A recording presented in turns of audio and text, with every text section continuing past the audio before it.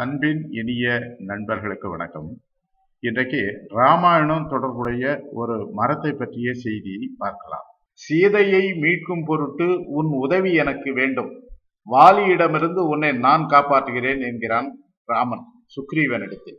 ஆனால் சுக்ரீவனுக்கு மனதில் ஒரு ஐயம் ஏற்படுகிறது, ராமனால் இது முடியுமா என்று. அப்போது அனுமன் சொல்லுகிறான், அதற்கு வேண்டுமானால் ஒரு சோதனை வைக்கலாம். அங்கு வானத்திற்கும் பூமிக்குமாய் வளர்ந்து நிற்கின்றன 7 மரங்கள். அதில் ஏதாவது ஒரு மரத்தை ஒரு பக்கம் துளைத்து மறுபக்கம் வெளியேறுமாறு அம்பினை ராமன் விடுத்தால் நீ சரி என்பாயா என்று அனுமன் கேட்கிறான். சரி என்கிறான் சுக்ரீவன். அதற்கு ராமனும் பூரண சம்மதம் என்கிறான். அடுத்த கணம் ராமனின் வில்லிலிருந்து ஒரு அம்பு புறப்பட்டு போகிறது. முதல் மரத்தை முன்பக்கம் துளைக்கிறது.